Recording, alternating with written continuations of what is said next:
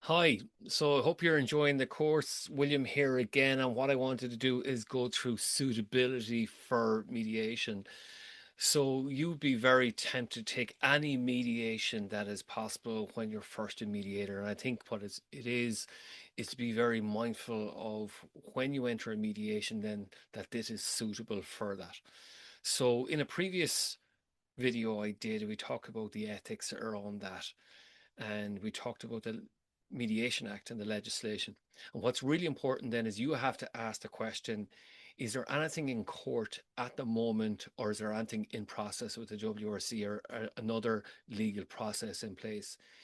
If that is the case, you cannot mediate unless it is court mandated, and then the judge will explicitly be asking participants to get a mediator involved. Now, if this happens, then you will be appointed by a barrister or solicitor to mediate in this case under those explicit terms. Okay.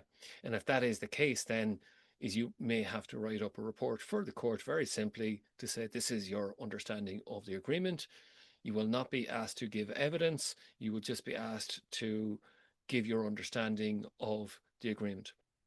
Now, other things you need to consider then is mental health or safety concerns. So again, if people are under the influence of alcohol or drugs, or they have anxiety or depression or other mental health illnesses, then you have to be mindful of that.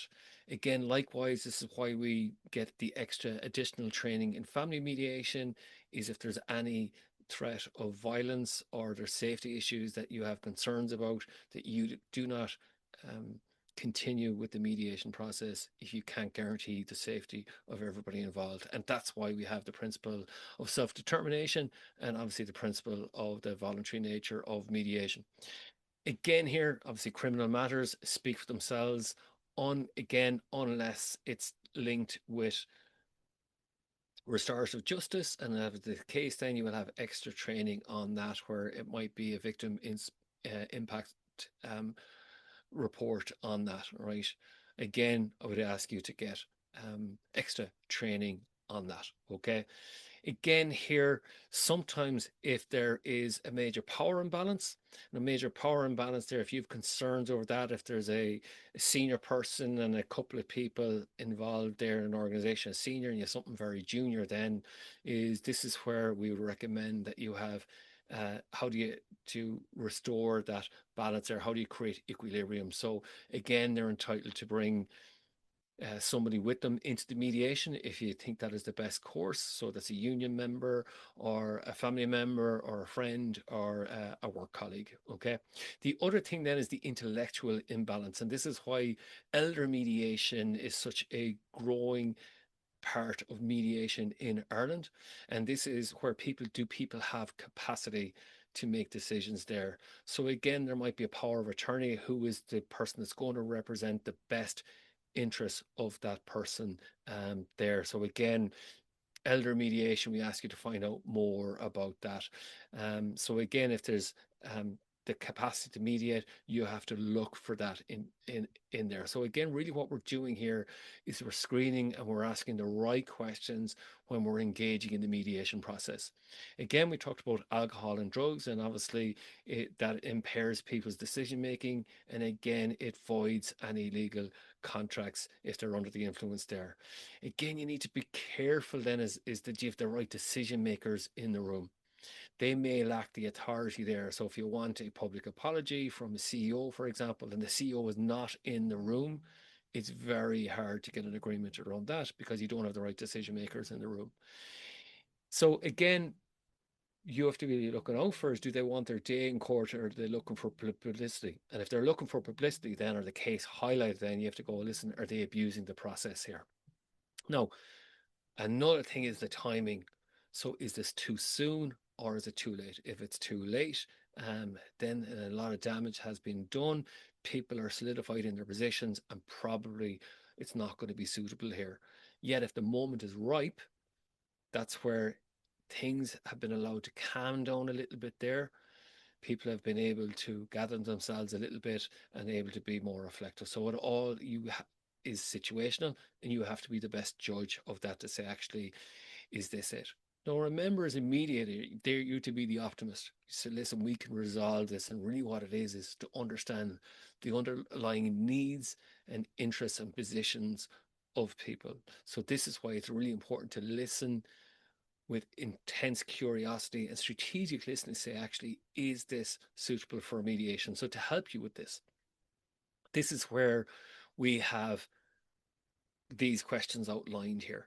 Are parties able to get involved in the process? So, e.g., for example, those mental health issues, are there medication or other barriers that to being informed or that competent engagement? Okay, so again, what are the workarounds here if we need to do that? Is it expected that the participants will interact together in the future?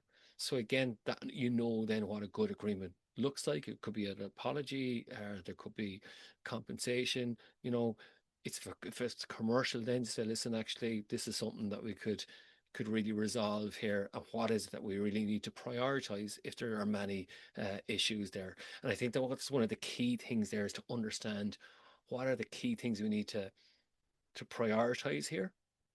What are the things that we say if the conflict has lasted a long time here? Well, maybe is it more than one mediation that we're looking at? And that can easily happen.